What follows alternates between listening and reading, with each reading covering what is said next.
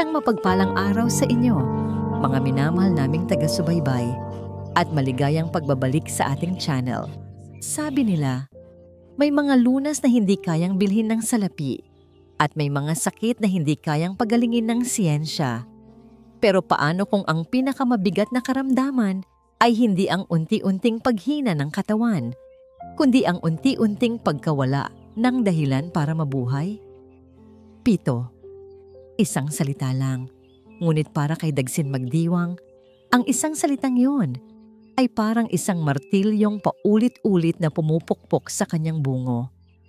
7 araw na lang, Dagsin. Ang boses ni Dr. Elias Canlungan ay mahinahon, halos malungkot.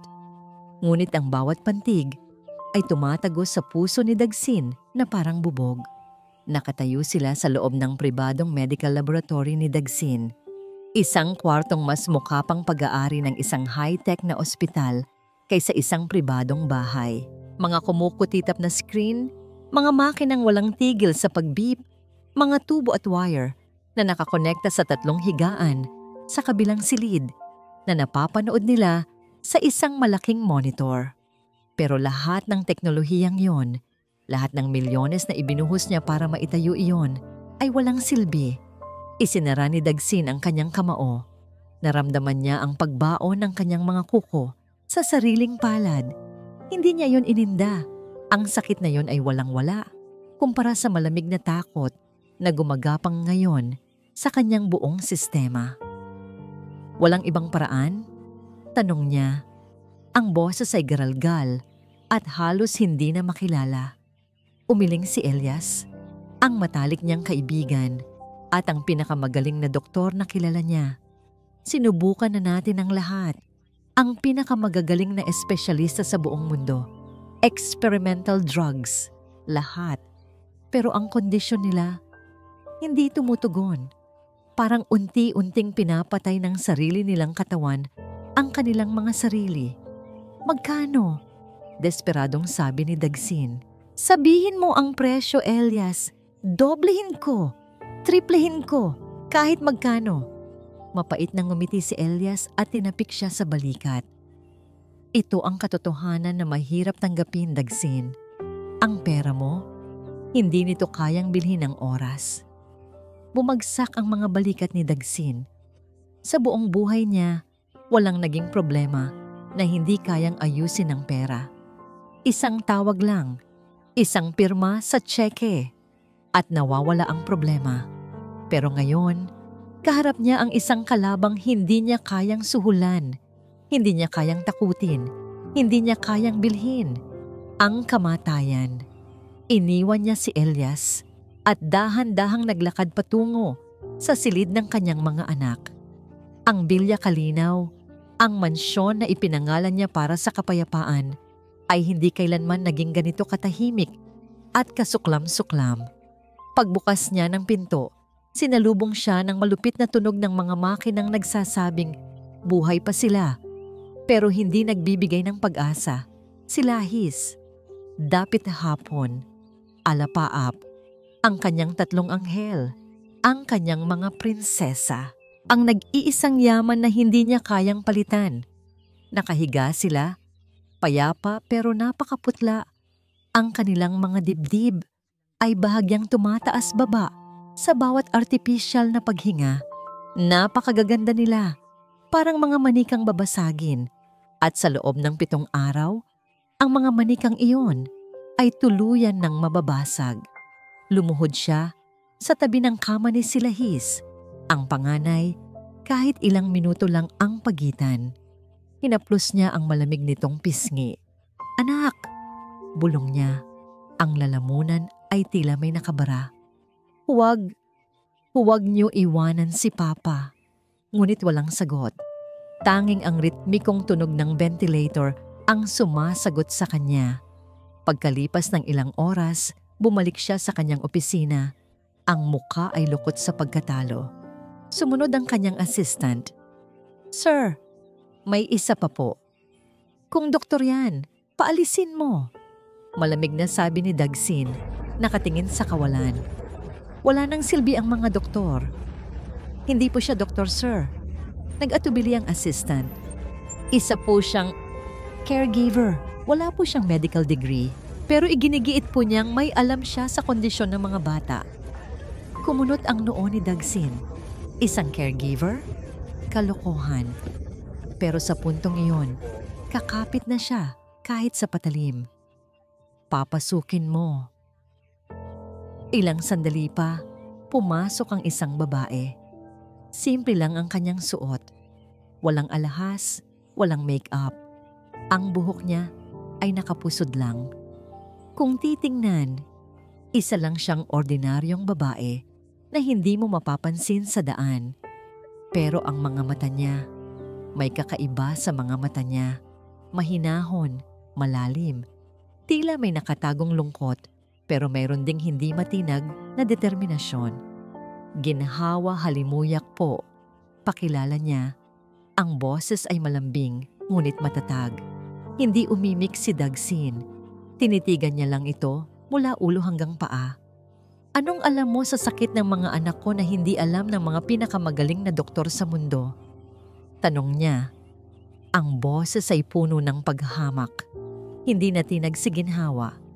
Marahil po, ang hinahanap ninyo ay wala sa libro ng medisina.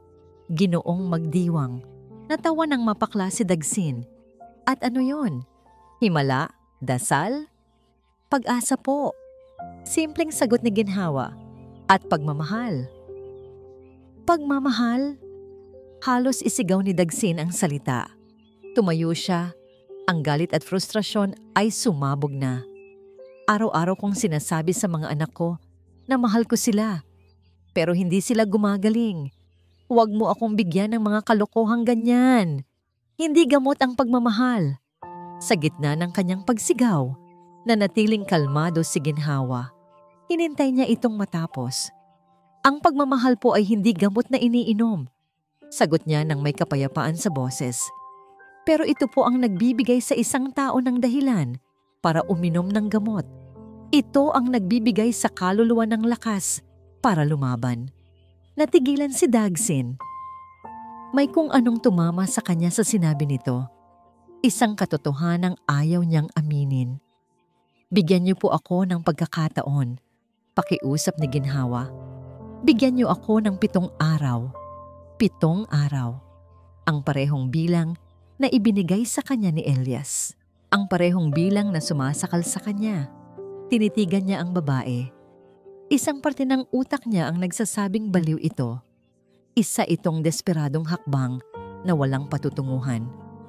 Pero ang isa pang parte, isang maliit na sulok ng kanyang pusong durog na ay naghahanap ng kahit anong liwanag. Huminga siya ng malalim. Sige, sabi niya. Ang boses ay kasing lamig ng yelo. May 7 araw ka. Gawin mo ang gusto mong gawin. Pero sa oras na mabigo ka, sa oras na lumala ang lagay nila dahil sa'yo, huwag na huwag ka nang magpapakita sa akin. Tumango lang si Ginhawa. Hindi takot ang nakita ni Dagsin sa mga mata nito. Hindi rin tuwa. Ngunit sa isang saglit, sa likod ng mahinahong mga matang yon, may nasilip siyang isang bagay na hindi niya inaasahan. Isang pamilyar na pighati. Isang kalungkutang kasinlalim nang sa kanya. At hindi niya alam kung bakit. Pero ang nakita niyang yon ang mas nagpakaba sa kanya. Ang unang ginawa ni Ginhawa, pagpasok sa silid ng mga bata, ay hindi ang tingnan ng mga monitor o ang mga medical chart. Ang una niyang ginawa ay ang buksan ang makakapal na kurtina. Agad na pumasok ang ginintuang liwanag ng hapon. Binubura ang malamig at artipisyal na ilaw sa loob. Sumunod niyang binuksan ang malawak na bintanang gawa sa salamin. At sa unang pagkakataon, sa loob ng maraming buwan, ang amoy ng damo at bulaklak mula sa hardin ay humalo sa amoy ng antiseptic. Ang marahan at mainit na hangin ay tila humaplos sa mapuputlang pisngi ng 3 batang babae. Nakatayo sa may pintuan si Dagsin, nakapamulsa. Ang mukha'y isang blangkong maskara ng pag-aalinlangan. Pinapanood niya ang bawat galaw ni Ginhawa na para bang isa itong manloloko na anumang oras ay handa niyang itaboy. Ano sa tingin mo ang ginagawa mo? Tanong niya. Ang boses ay matigas. Kailangan nila ng sterile na environment. Lumingon si Ginhawa, isang maliit na ngiti ang sumilay sa kanyang mga labi.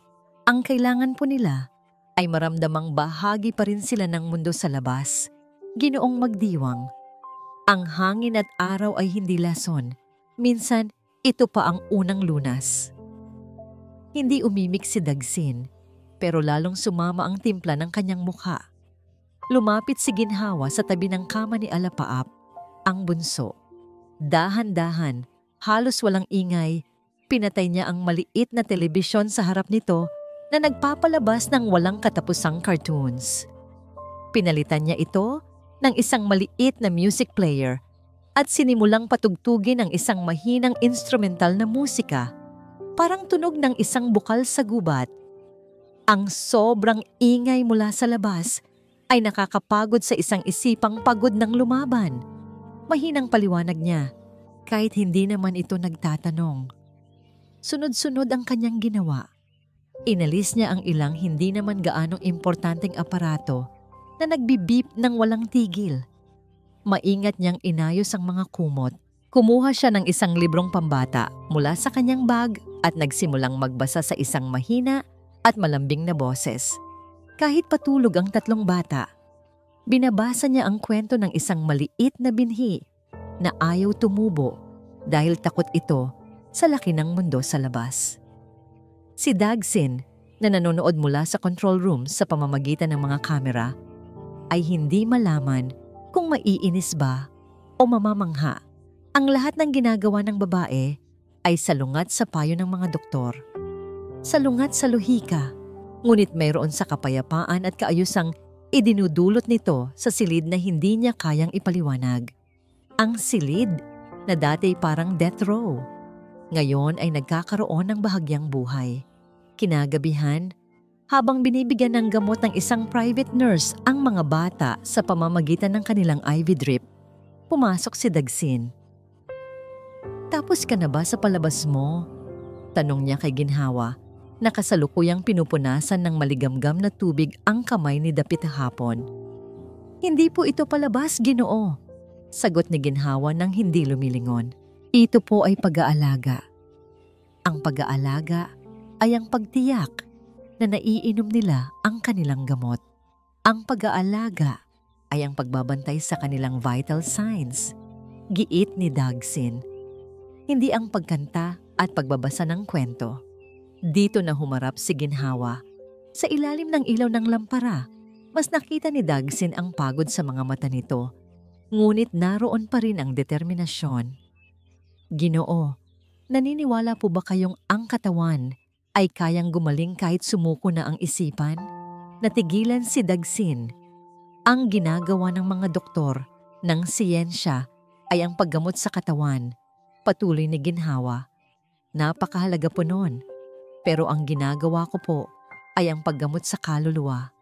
Sinasabi ko sa kanila na may magandang mundo pa ritong naghihintay sa kanilang paggising, na may dahilan para sila lumaban." Isang dahilan. Bulong ni Dagsin sa sarili. "Ako ang dahilan, ang ama nila." Isang malungkot na ngiti ang gumuhit sa mga labi ni Ginhawa. "Pero naririnig po ba nila yon mula sa inyo? O ang naririnig lang nila ay ang pag-aalala ng isang negosyante sa isang investment na nalulugi?" Ang mga salita ay tumama kay Dagsin na parang sampal. Isang sampal na hindi niya inaasahan. Umatras siya ng isang hakbang, tila nasaktan. Walang sino man ang nangahas na kausapin siya ng ganoon. "Paano mo?" "Nakikita ko po sa mga mata ninyo." Putol ni Ginhawa, ang boses ay lumambot. "Ang nakikita ko po ay takot. Hindi pagmamahal. Natatakot kayong mabigo.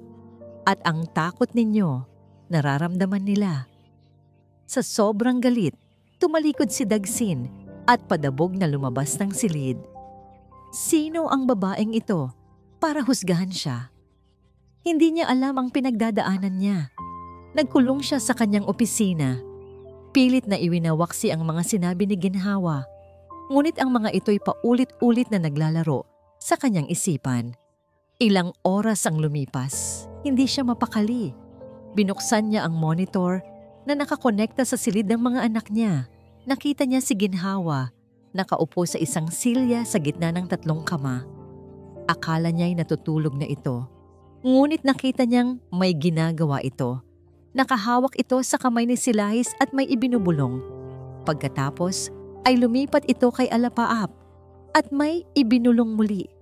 At sa huli, lumapit ito kay Dapit Hapon. Hinaplos nito ang buhok ng bata. At sa katahimikan ng gabi, sa pamamagitan ng sensitibong mikropono, narinig ni Dagsin ang kanyang pagkanta.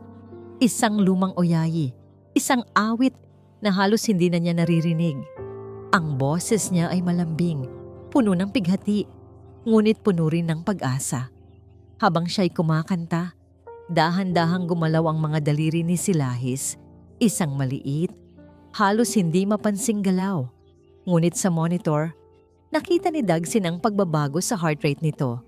Bahagyang bumilis, naging mas matatag. At pagkatapos, isang himala. Ang pinakamay na sa 3, si Dapit Hapon, na halos hindi na gumagalaw sa loob ng 1 linggo, ay dahan-dahang iminulat ang kanyang mga mata. Malabo, nanghihina, ngunit nakabukas. Ang mga mata nito ay tumingin sa direksyon ni Ginhawa. At isang salita ang lumabas sa mga labi nitong nanunuyo. Isang salita na halos ikabaliw ni Dagsin. Isang salita na sabay na nagbigay sa kanya ng pag-asa at kirot. Mama? Sa kanyang opisina, napahawak si Dagsin sa kanyang dibdib.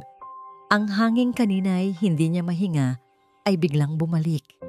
Ang luhang matagal na niyang pinipigilan ay biglang bumagsak. Ang sumunod na 3 araw sa Villa Kalinaw ay parang isang panaginip.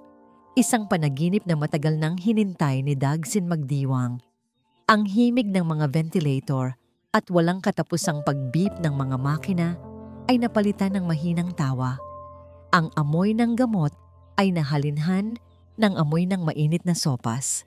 Ang dating malamig at malungkot na silid ay naging isang pugad ng unti-unting paggaling.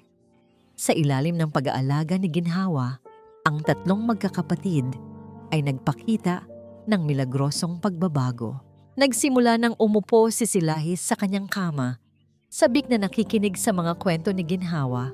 Si Alapaap, ang pinakamahilig sa sining, ay nagsimula ng magdoodle sa isang sketchpad gamit ang nanghihinang kamay.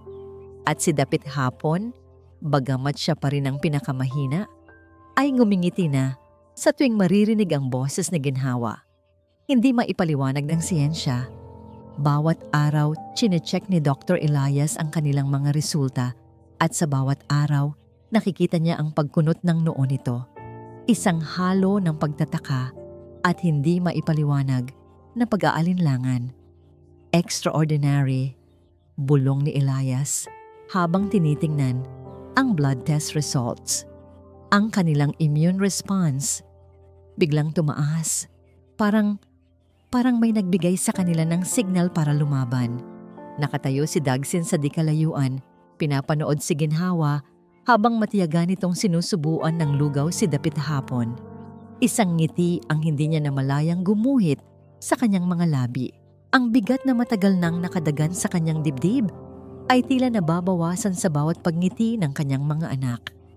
Nagsimula na siyang maniwala. Isang hapon, hindi niya napigilan ang sarili.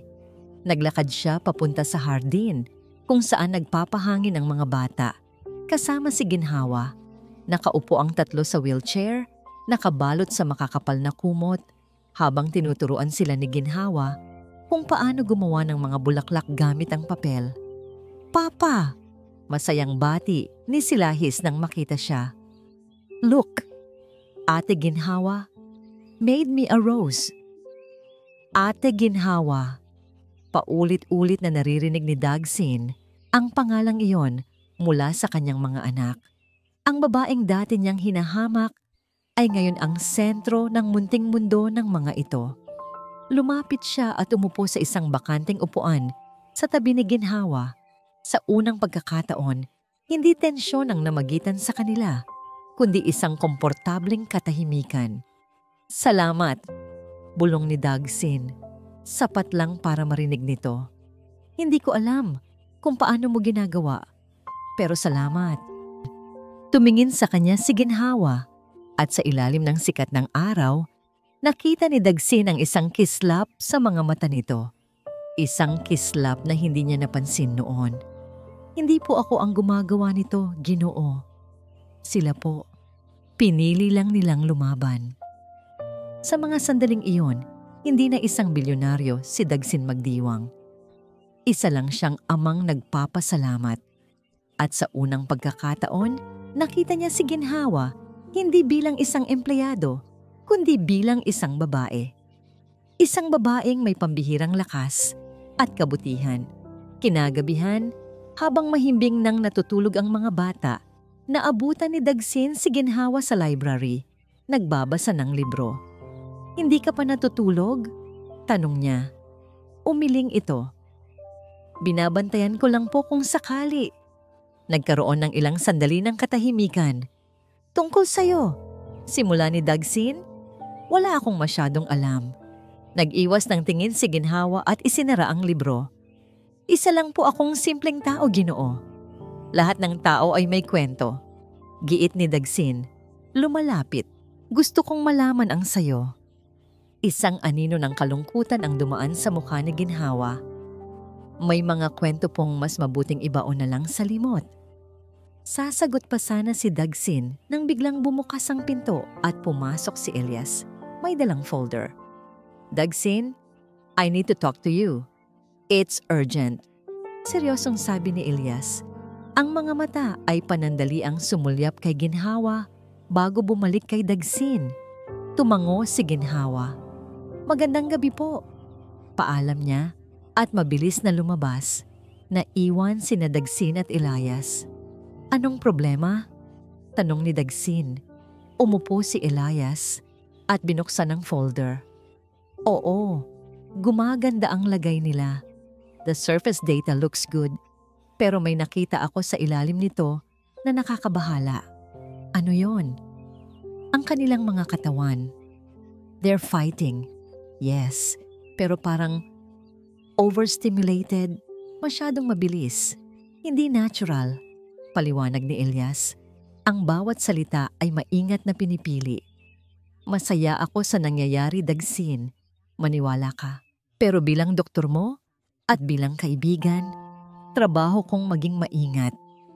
Ang mga ganitong biglaang paggaling. Minsan, ito ay katahimikan bago ang isang mas malakas na bagyo. Isang false recovery." Kumunot ang noo ni Dagsin. Ang munting pag-asang nagsisimula nang tumubo sa kanyang puso ay biglang diniligan ng duda. "Anong ibig mong sabihin?" "I'm just saying, we don't know what she's doing," sabi ni Elias, tumingin sa direksyon kung saan lumabas si Ginhawa. Ang mga methods niya, walang basehan sa siyensya. Paano kung ang ginagawa niya ay pinipigalang ang natitirang lakas ng mga bata para sa isang pansamantalang paggaling? Paano kung pagkatapos nito, bigla na lang silang bibigay ng tuluyan? Ang mga salita ni Elias ay parang lason, mabagal, ngunit epektibo.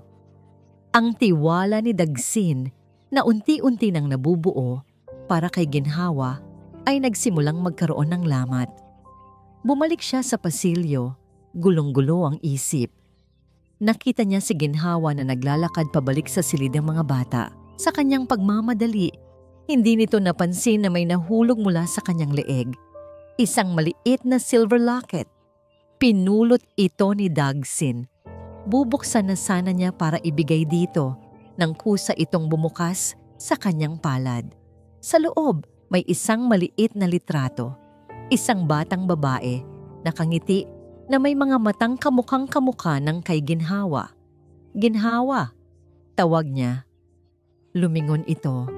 Nang makita nito ang locket sa kamay ni Dagsin, Bigla itong namutla. Sino siya? Tanong ni Dagsin. Itinuturo ang litrato. Ang mahinahong ekspresyon sa mukha ni Ginhawa ay biglang naglaho. Napalitan ito ng isang bagay na parang takot o kulpabilidad. Mabilis niyang kinuha ang locket mula sa kamay ni Dagsin. Wala po yan. Mabilis niyang sabi. Ang boses ay nanginginig. Kamukha mo siya. Giit ni Dagsin.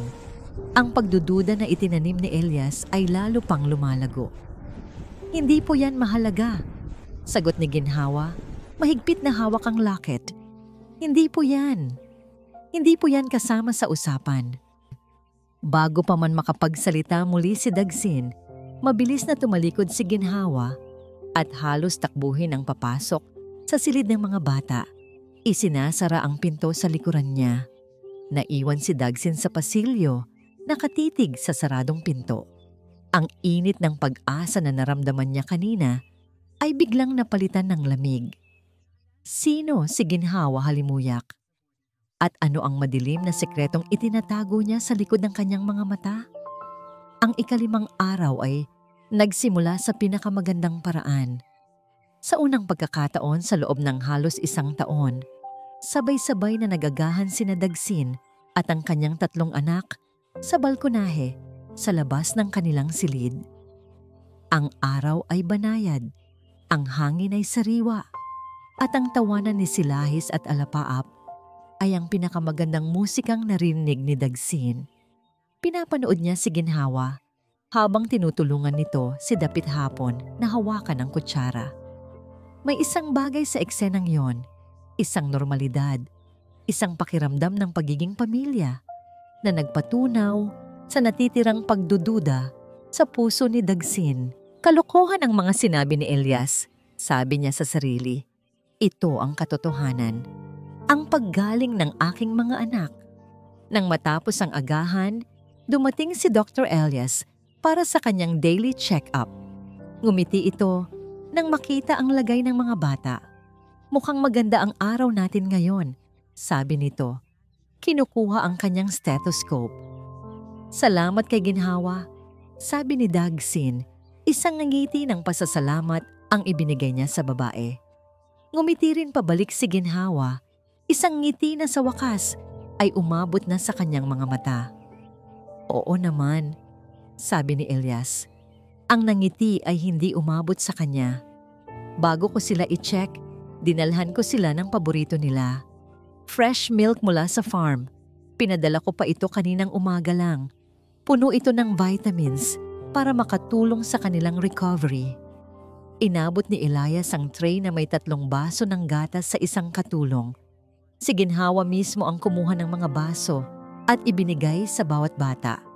Tuwang-tuwa nila itong ininom. Salamat po, Tito Elias. Sabay-sabay na sabi ng mga bata. Walang anuman, mga prinsesa ko. Nakangiting sabi ni Elias. Anything for the 3 of you. Nagpatuloy ang umaga ng masaya. Naglaro sila ng board games, nagbasa ng mga libro. Si Ginhawa, sa gitna ng lahat, ay parang isang anghel na bumaba sa lupa. Ang kanyang presensya ay nagbibigay ng kapayapaan at saya. Ngunit pagsapit ng tanghali, nagsimula ang bangungot. Ang unang bumagsak ay si Dapit Hapon.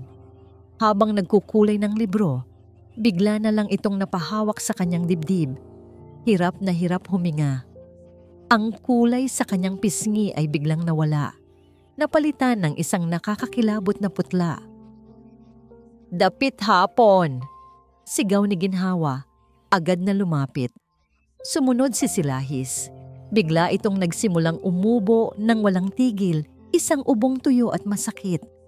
At pagkatapos ay si Alapaap na bigla na lang nanigas at nagsimulang manginig. Gulat at takot. Iyon ang bumalot sa buong silid. Anong nangyayari? Sigaw ni Dagsin. Ang dugo ay tila umalis sa kanyang muka. Agad na kumilos si Elias. Get them back to bed now! Call the nurses! Utos niya, ang kanyang boses ay puno ng propesyonal na urgensya. Naging isang ganap na kaguluhan ng lahat. Ang tawa ay napalitan ng pag-iyak. Ang katahimikan ay sinira ng mga sigaw at nagmamadaling mga yapak. Ang tunog ng mga monitor na muling ikinabit ay umalingaw-ngaw na parang isang hatol. Ang mga vital signs nila bumabagsak. Mabilis. Mas mabilis pa kaysa dati. Anong nangyayari, Elias? Halos baliw na tanong ni Dagsin.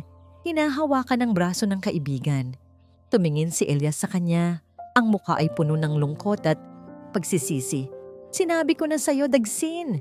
Ang false recovery. Masyadong pinilit ng sistema nila. At ngayon, bumigay na. Pagkatapos ay tumingin si Elias kay Ginhawa na nakatayong tulala sa isang sulok. Ang mukha ay basang-basa sa luha. Ang tingin ni Elias ay puno ng akusasyon. Sinabi ko na sa'yo na mapanganib ang mga ginagawa niya. Sigaw ni Elias. Ang daliri ay nakaturo kay Ginhawa. Ang kanyang therapy na walang basehan sa siyensya. Ito ang pumatay sa kanila. Ang kamangmangan niya ang pumatay sa mga anak mo. Ang bawat salita ay parang suntok sa sikmura ni Dagsin. Ang kanyang takot at pagkalito ay naging purong galit. Tumingin siya kay Ginhawa, ang babaeng pinagkatiwalaan niya, ang babaeng nagbigay sa kanya ng pag-asa. Ngunit si Ginhawa ay hindi nakatingin sa kanya. O kay Elias, ang kanyang mga mata ay nakatutok sa isang bagay sa mesa. Ang tray na may 3 basong walang laman. Habang ang lahat ay nagkakagulo, habang si Dagsin at Elias ay nagtatalo, dahan-dahang lumapit si Ginhawa sa mesa. Kinuha niya ang isa sa mga baso. May natira pang kaunting latak ng gatas sa ilalim. Inilapit niya ito sa kanyang ilong. At sa sandaling iyon, ang mundo niya ay huminto. Isang pamilyar na amoy, isang amoy na hanggang ngayon ay bumabangon sa kanyang mga pinakamasamang panaginip. Isang matamis, halos parang bulaklak na amoy. Pero may pait sa dulo. Ang amoy ng lason. Ang amoy ng kamatayan ng kanyang kapatid. Hindi maari. Nanginginig ang mga kamay. Tumakbo si Ginhawa palabas ng silid.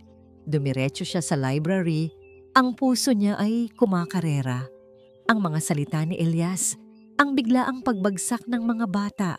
Ang amoy mula sa baso. Lahat ay umiikot sa kanyang isipan. Bumubuo ng isang nakakatakot na larawan. Hinanap niya ang isang lumang libro sa Philippine Flora section. Isang makapal at maalikabok na libro. Mabilis niyang binuklat ang mga pahina. Ang mga daliri ay nanginginig. Hanggang sa nakita niya ito. Isang ilustrasyon ng isang maliit, magandang bulaklak na kulay lila. Ang mga dahon nito ay tila matutulis. Parang mga maliliit na patalim. At sa ilalim nito, ang pangalan, Dahong Pala. Ang kanyang mga mata ay mabilis na binasa ang deskripsyon. Isang bihirang halaman na matatagpuan sa mga liblib na bundok. Ang katas ng ugat nito, kapag ibinigay sa maliit at tuloy-tuloy na dosis, ay nagdudulot ng unti-unting paghina ng mga internal organs. Ang mga sintomas ay kamukha ng isang bihirang autoimmune disease. Walang bakas na naiiwan sa mga karaniwang blood test. Nabitawan ni Ginhawa ang libro. Napasandal siya sa estante, hirap huminga. Hindi ito sakit. Ito ay pagpatay. Isang mabagal, kalkulado, at malademonyong pagpatay. At ang taong nagbibigay nito ay ang taong pinagkakatiwalaan ng lahat. Nanginginig na pinulot ni Ginhawa ang libro mula sa sahig.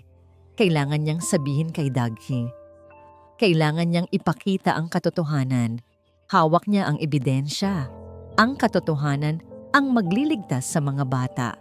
Dali-dali siyang tumakbo pabalik sa silid. Ang puso niya ay dumadagundong sa kanyang dibdib. Isang halo ng takot at determinasyon.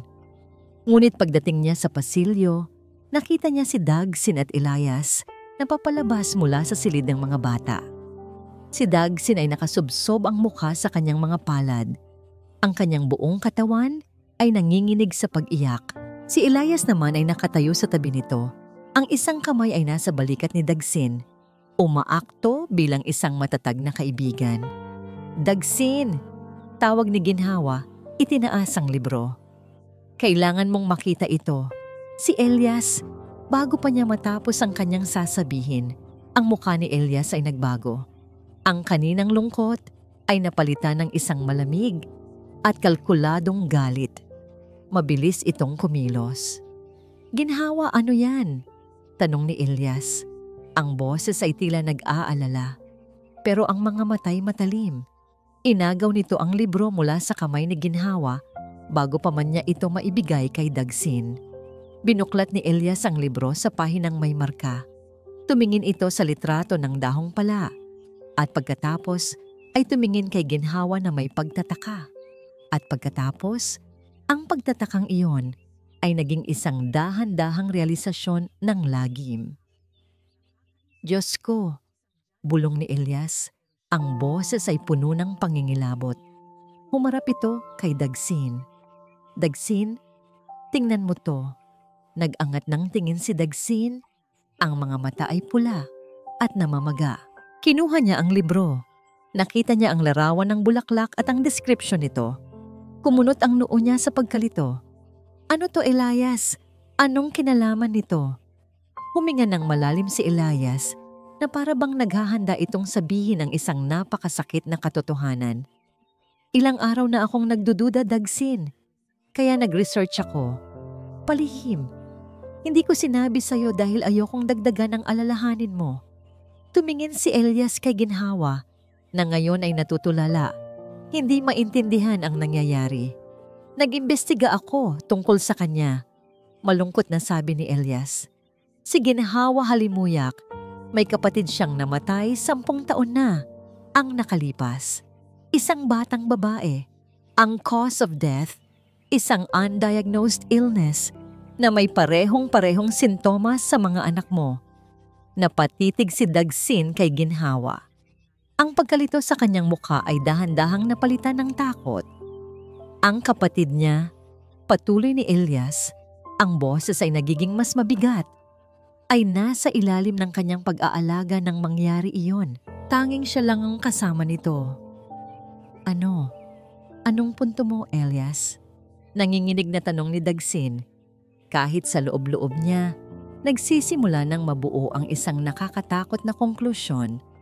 Ang puntong ito, sabi ni Elias, at kinuha niya ang isang folder mula sa isang nurse na kanina pa pala nakatayo sa likuran nila. Ibinigay niya ito kay Dagsin. Iyan ang mga medical records ng kapatid niya. At ito, dinukot ni Elias ang isang bagay mula sa kanyang bulsa. Isang maliit na bote na may lamang pinatuyong dahon. Ito ang nahanap ng mga hardinero sa basurahan sa labas ng kwarto niya kaninang umaga lang. Ang mga dahon. Ang mga dahon ng dahong pala. Hindi! Sigaw ni Ginhawa. Sa wakas ay natauhan. Hindi totoo yan. Pakanan niya lahat ng to. Ngunit huli na ang lahat. Tiningnan ni Dagsin ang mga medical records. Tiningnan niya ang mga tuyong dahon. At tiningnan niya ang libro. Ang lahat ng piraso ay nagtutugma sa isang perpektong, nakakakilabot na puzzle. Isang babaeng na trauma sa pagkamatay ng kapatid. Isang babaeng obsessed sa isang misteryosong sakit. Isang babaeng may access sa isang bihirang lason na kayang gayahin ang mga sintomas ng sakit na yon. Ang teorya ko, sabi ni Elias sa isang mahinang, basag na boses, ay na-trauma siya. At ngayon, ginagawa niyang muli ang nangyari. Baka gusto niyang patunayan na kaya na niyang gamutin ang sakit ngayon. O baka nababaliw na siya. Bumagsak ang mundo ni Ginhawa. Isang perpektong bitag. Ginagamit ni Elias ang mismong katotohanan ng kanyang nakaraan para idiin siya. Ang sakit na pumatay sa kapatid niya at ang lason na ginamit ni Elias. Iisa lang, kaya pala napakapamilyar ng lahat. Tumingin si Dagsin sa kanya. Ang kaninang pag-asa sa kanyang mga mata ay nawala na. Ang kaninang paghanga ay naging abo. Ang nakikita na lang ni Ginhawa ay isang nag-aapoy na galit at pagkasuklam na hindi niya pa nakikita kailanman. Ikaw, bulong ni Dagsin, ang bawat salita ay tumatagos na parang yelo. Ikaw ang may gawa nito sa kanila. Hindi! Dagsin, maniwala ka sa akin. Umiiyak na pakiusap ni Ginhawa, lumalapit sa kanya. Huwag kang lalapit sa akin. Sigaw ni Dagsin, umatras na para bang si Ginhawa ay isang salot. Isa kang halimaw. Pinagkatiwalaan kita. Pinapasok kita sa bahay ko. At ano ang ginawa mo? Nilason mo ang sarili kong mga anak. Hindi ako. Siya. Si Elias ang demonyo dito. Ngunit walang naniwala sa kanya. Paano maniniwala si Dagsin sa isang estranghero laban sa kanyang matalik na kaibigan? Tinawag ni Dagsin ang mga security guard.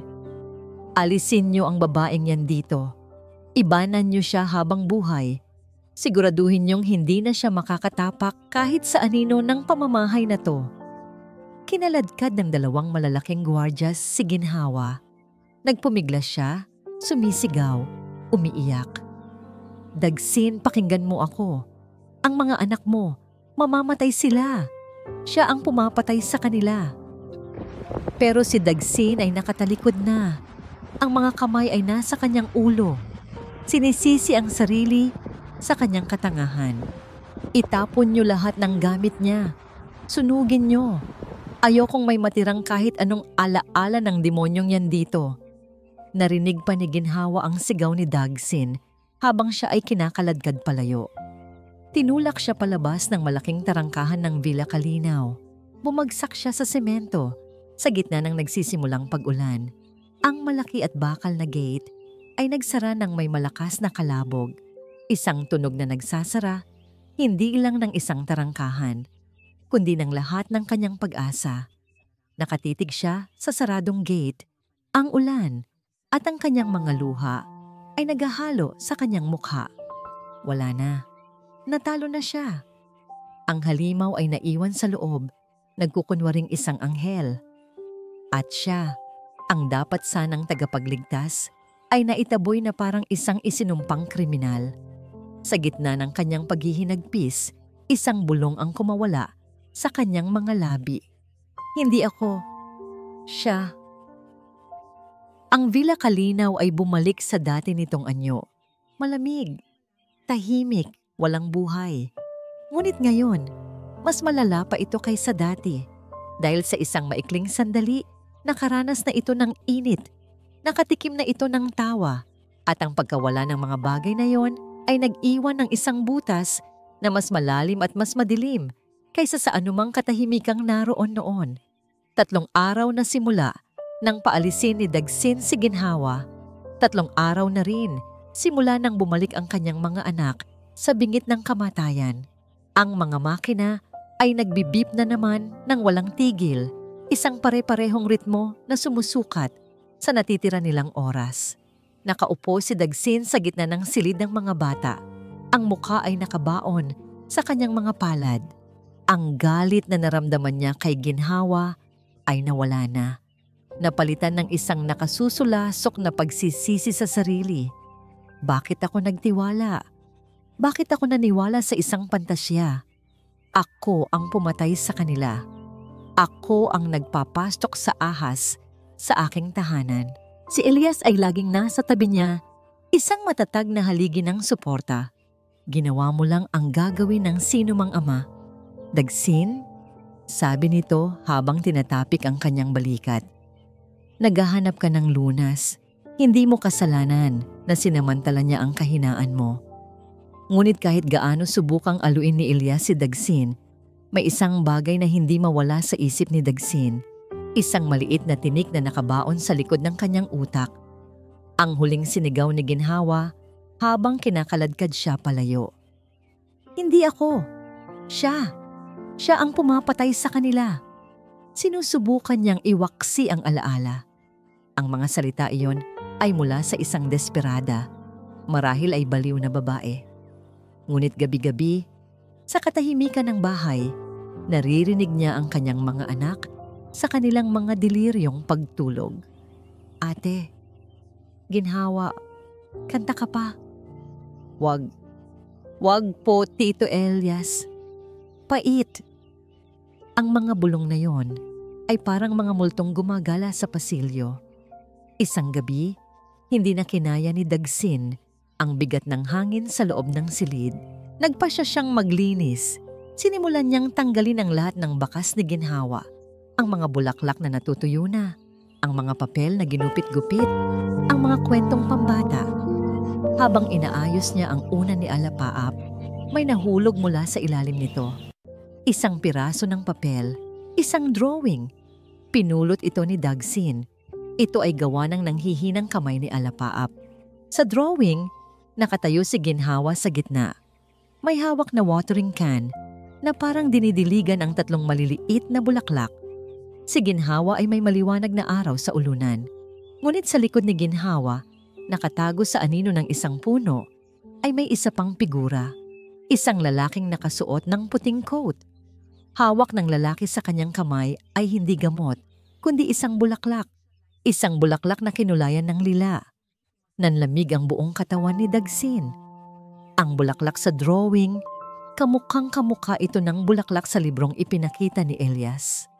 Ang dahong pala. Ngunit bakit ang lalaking nakaputing coat, si Elias, ang may hawak nito sa drawing ng bata? Bakit iginuhit ni Alapap na si Elias ang nagbibigay ng lason? Ang tinik ng pagdududa sa kanyang isipan ay naging isang matalim na punyal. Naalala niya ang araw na bumagsak ang katawan ng mga bata. Ang gatas. Si Elias ang nagdala ng gatas. Naalala niya ang sobrang pagmamadali ni Elias na ipasunog ang lahat ng gamit ni ginhawa. Naalala niya ang amoy. May kakaibang amoy kay Elias nitong mga nakaraang linggo. Akala niya'y bagong pabango lang.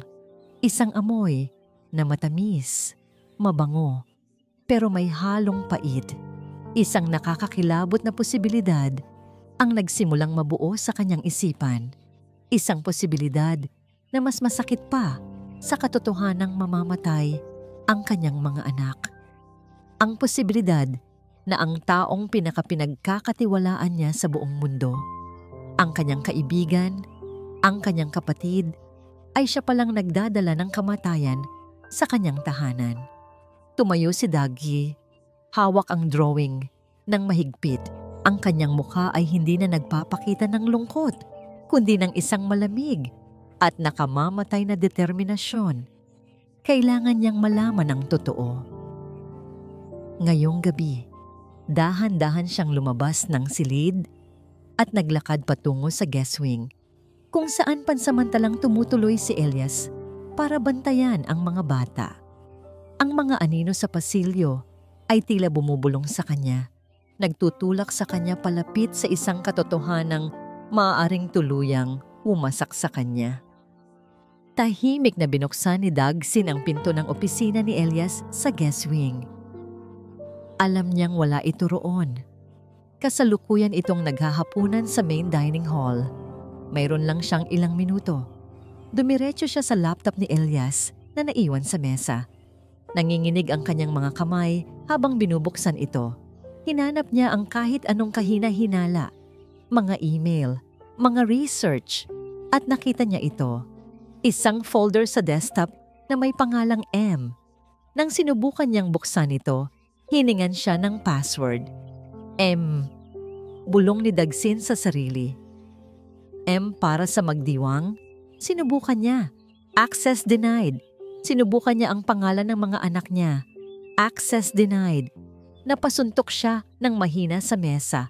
Ano ang password? Kailangan niyang mag-isip. Isang bagay na importante kay Elias na may kaugnayan sa kanya. At bigla, pumasok sa isip niya ang isang malayong alaala. Isang pangalan na matagal nang nalimot. Ang pangalan ng kumpanya ng pamilya ni Elias bago ito nalugi at napilitang bilhin ng kumpanya ni Dagsin. 10 taon na ang nakalipas. Isang deal na nagpayaman kay Dagsin, ngunit nagpahirap sa pamilya ni Elias. Montenegro Corp. Dahan-dahan niyang tinipa ang password. Montenegro. Access granted. Bumukas ang folder at ang laman nito ay impyerno. Isang digital journal Mga litrato, mga chemical formula, naroon ang lahat. Ang journal ay naglalaman ng bawat hakbang ng paghihiganti ni Elias. Isinulat niya kung paano niya sinisi si Dagsin sa pagkamatay ng kanyang ama dahil sa atake sa puso matapos malugi.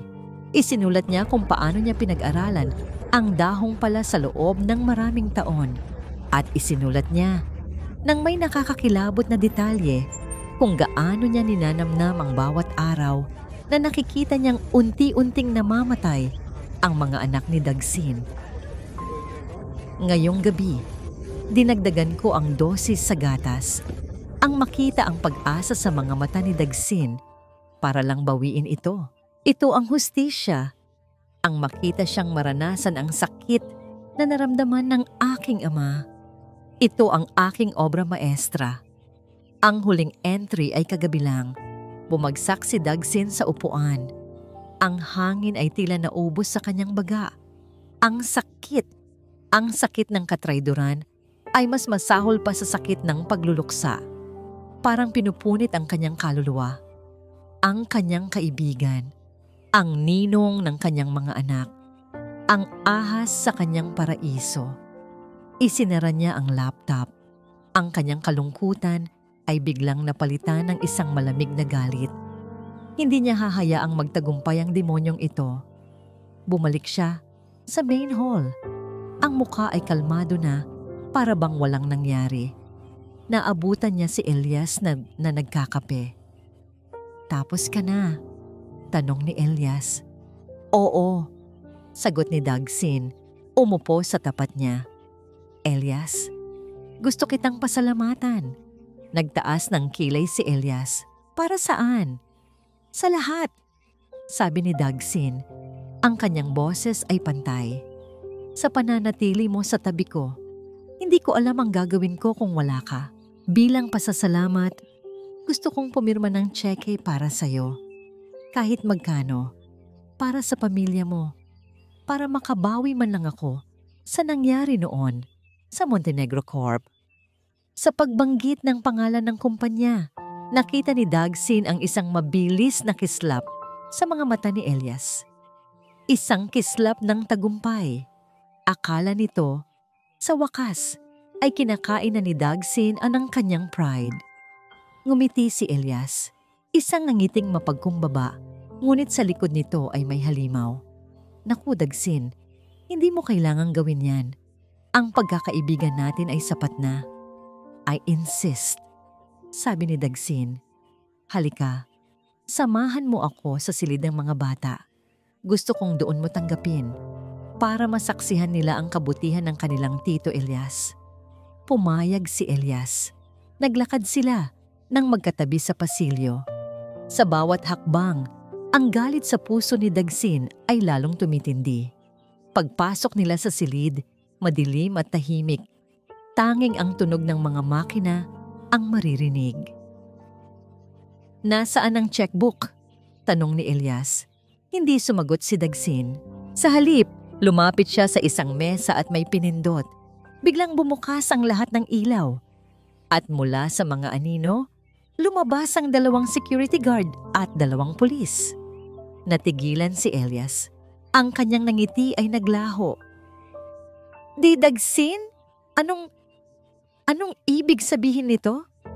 Tumingin si Dagsin sa kanya at sa unang pagkakataon, ipinakita niya ang lahat ng galit at sakit na nararamdaman niya. "Tapos na ang laro, Elias.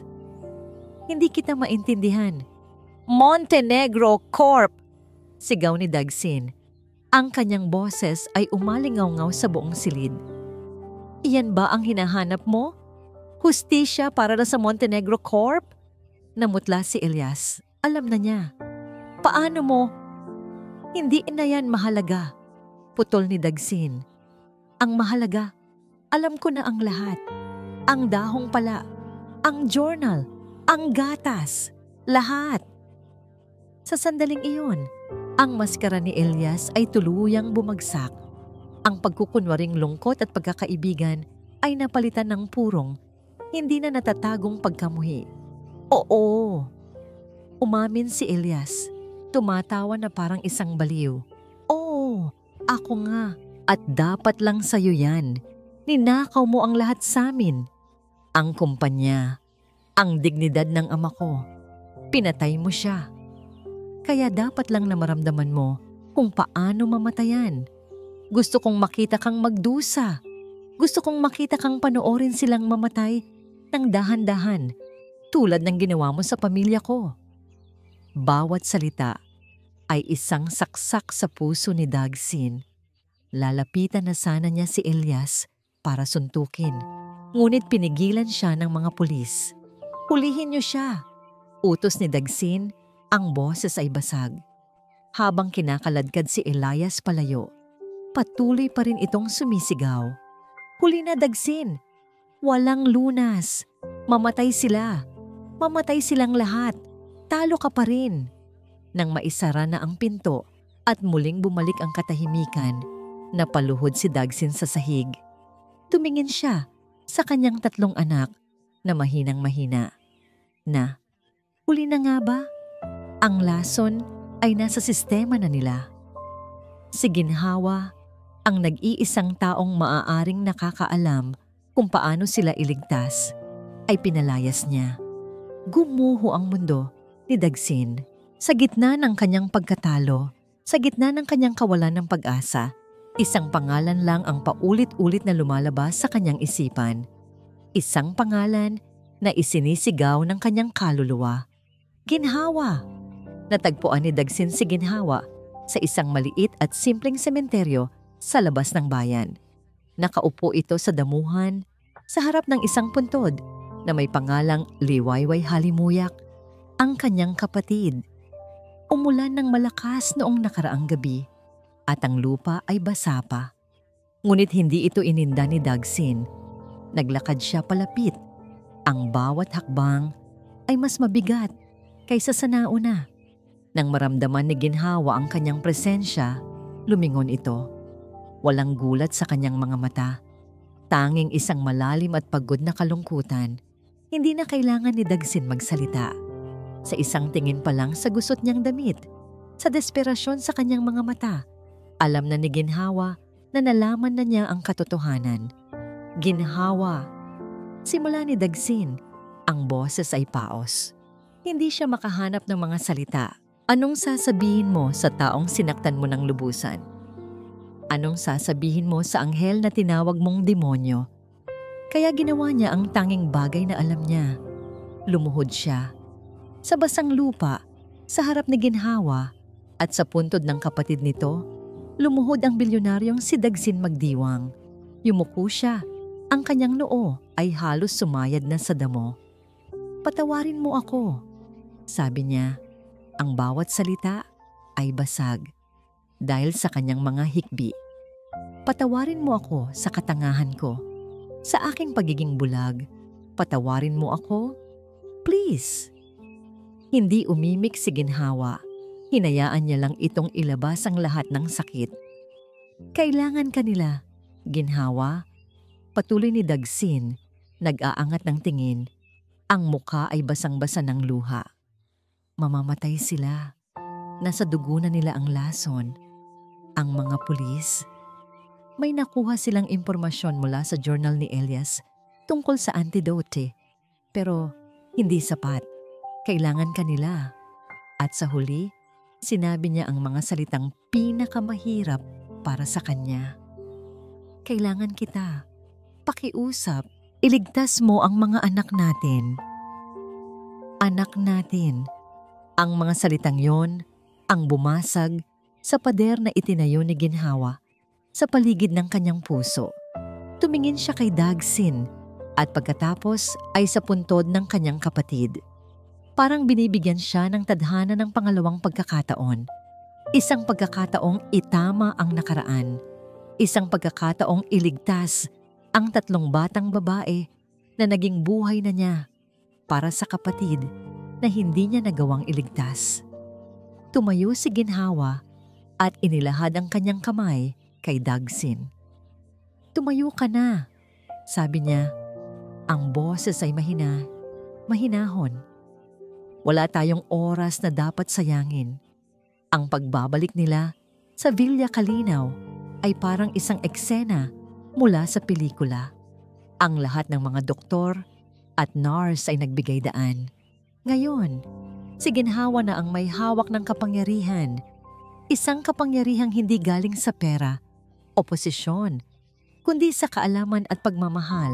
Gamit ang antidote na nakuha ng mga pulis bilang basehan, ginamit ni Ginhawa ang kanyang malalim na kaalaman sa mga halamang gamot.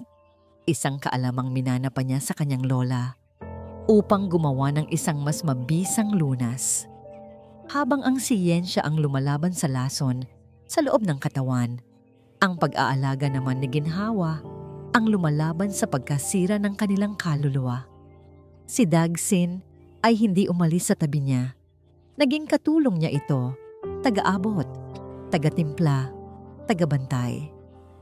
Sa mga araw at gabing iyon ng pag-aalaga, nakita nila ang tunay na anyo ng isa't isa. Nakita ni Dagsin ang hindi matatawarang lakas ni Ginhawa at nakita naman ni Ginhawa ang isang ama na handang isuko ang lahat para sa kanyang mga anak. Dahan-dahan, sa ilalim ng kanilang pinagsamang pag-aalaga, ang mga bulaklak na muntik ng malanta ay muling namukadkad. Bumalik ang kulay sa kanilang mga pisngi. Bumalik ang kislap sa kanilang mga mata. Bumalik ang tawa sa Villa Kalinaw. Makalipas ang 6 na buwan, ang araw ay maliwanag. Ang hardin ng mansyon ay puno ng buhay at kulay. Wala na ang malaking arko na may nakasulat na Villa Kalinaw. Sa halip, isang mas simple at masayang sign ang nakalagay. Tahanang Magdiwang Halimuyak. Sa gitna ng hardin, nagtatanim ng mga bagong bulaklak ang isang pamilya. Si Silahis at Alapaap ay naghahagigikan habang naghuhukay ng lupa. Si Dapit Hapon, naganap ng malusog, ay masayang nagdidilig ng mga halaman. Pinapanood sila ni Dagsin at Ginhawa, magkatabi. Ang mga kamay ay magkahawak. Sino ang mag-aakalang ang lason na muntik pumatay sa kanila ay magiging simula pala ng ating hardin? Nakangiting sabi ni Ginhawa. Itinuturo ang isang patch ng magagandang lilang bulaklak, ang dahong pala, na ngayon ay simbolo na hindi ng kamatayan, kundi ng pagbangon. Ikaw, sabi ni Dagsin, humarap sa kanya. Ikaw ang nag-akala. Nakita mo ang buhay kung saan ang nakikita ko lang ay kamatayan. Hinalikan niya si Ginhawa. Isang halik na puno ng pasasalamat, paggalang, at isang pag-ibig na sinubok ng apoy. Mama, Papa, tulong po. Sigaw ni Dapit Hapon na hindi mabuhat ang watering can. Nagkatinginan sina Dagsin at Ginhawa at sabay na tumawa. Tumakbo sila palapit sa kanilang mga anak, handang tumulong. Ang lunas na hindi nabibili ng pera ay hindi lang pag-asa o pagmamahal. Ito ay ang pagbuo ng isang pamilya. At sa araw na yon, sa ilalim ng maaliwalas na langit, ang pamilyang Magdiwang Halimuyak ay ganap ng buo. At dito po nagtatapos ang kwento nila Ginhawa at Dagsin, ang lunas na hindi nabibili. Isang paglalakbay na nagturo sa atin na ang tunay na kalaban ay hindi palaging ang sakit na nakikita, kundi ang mga laso ng galit, pagdududa, at kawalan ng pag-asa na itinatago natin sa ating mga puso. At ang pinakamabisang lunas ay ang pagpapatawad sa iba at higit sa lahat, ang pagpapatawad sa ating mga sarili. Taos-puso po akong nagpapasalamat sa inyong walang sawang pagsubaybay sa bawat kabanata ng ating kwento. Naway may aral at inspirasyon kayong napulot mula sa paglalakbay ni Dagsin at Ginhawa. Nais ko pong marinig ang inyong saloobin. Ano ang pinakapaborito ninyong bahagi? Sino ang karakter na pinakanagustuhan ninyo? I-comment nyo lang po sa ibaba at ating pag-usapan. Kung nagustuhan nyo ang kwentong ito, isang pindot lang po sa like button, i-share sa inyong mga kaibigan at kapamilya, at kung hindi pa po kayo nakapag-subscribe, ngayon na po ang tamang panahon para maging bahagi ng ating lumalaking pamilya. Pindutin na rin po ang notification bell para lagi kayong updated sa mga susunod pa nating kwento. Muli, ako po ang inyong lingkod, nag-iiwan ng isang paalala. Ang bawat puso ay may sariling kwento at ang bawat kwento ay may aral na naghihintay. Pagpalain po kayo ng Panginoon, kayo at ang inyong buong pamilya. Hanggang sa muli.